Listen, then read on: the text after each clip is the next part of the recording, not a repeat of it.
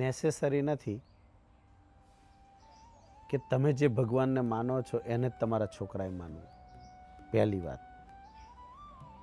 પરંતુ તમને જે ભગવાનની પ્રાપ્તિ થયેલી છે, તમને, તમારા પપ્પાને થઈ હતી, તમને થઈ, એટલે એ ભગવાનના જે અનુભવો તમે અનુભવ્યા છે, એમની શક્તિનો તમે જે અનુભવ કર્યો છે, એમની દિવ્યતાનો તમે જે અનુભવ કર્યો છે, એ બેઠો અનુભવ જો એ તમારા સંતાનોને સીધો મળી જાય છે તો એ લોકોને યાત્રા ત્યાંથી જ ઉપર લઈ જવાની થાય છે.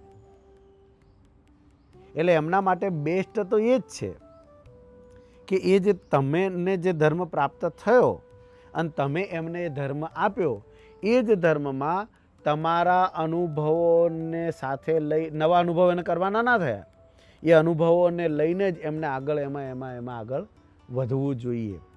બીજું, આપણી હિન્દુ ધર્મની કૌટુંબિક વ્યવસ્થાઓ એવી સરસ છે, સુંદર મજાની છે. સ્વતંત્રતા જ છે દેશમાં પણ, અહીંયા ઇન્ડિયામાં પણ બધાને સ્વતંત્રતા જ છે કે કોઈ માણસ કોઈ બી ધર્મ પાળી શકે છે.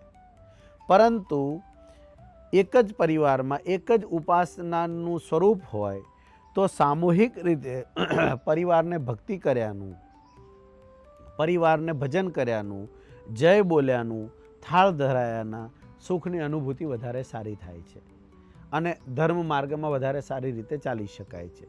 એક જ ઘરમાં જો બે મંદિર હોય, બે ભગવાનના સ્વરૂપ હોય, બે થાળ થતા હોય, બે જય બોલાતી હોય, બે માન્યતાઓથી ચાલતું હોય તો પારિવારિક પણ વિક્ષેપ આવવાના ચાન્સીસ હોય.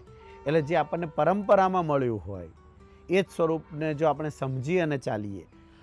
બીજું, આ ક્વેશ્ચન બહુ જ સારો એટલા માટે છે, આ પ્રશ્ન ઘરે ઘરે છે, દરેક યુવાનોને છે.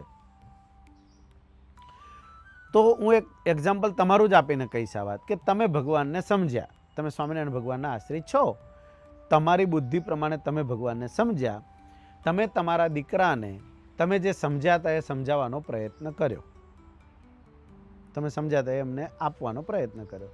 પણ એવું બની શકે કે તમે ભગવાનને સમજતી ઘડીએ તમે ભૂલ કરી હોય અને એ તમે તમારા દીકરાને આપ્યું, એટલે તમારા દીકરાને એવું લાગ્યું હોય કે ના, તો આ ધર્મ બરાબર નથી, કે આ ભગવાન બરાબર, તો એને બી એ જ સ્વરૂપને સમજવાનો પ્રયત્ન કરવો જોઈએ. કદાચ એવું બને કે મારા પપ્પાને જે ટાઈમે કોઈએ કશું શીખવાડ્યું હશે કે કહ્યું હશે તો એ કારણસર કદાચ પ્યોર નહીં હોય, પણ મારે ચોક્કસ એ સમજવું જોઈએ કે આવું કેમ છે, એ જરૂરી છે. એટલે પારંપરિક જે વારસો કે ધર્મ મળ્યો હોય એને જો સંભાળીને ચાલીએ તો એક અનુભવ પછીનું આપણને નવું એમાં આગળ વધવાના ચાન્સીસ વધારે વધી જાય છે.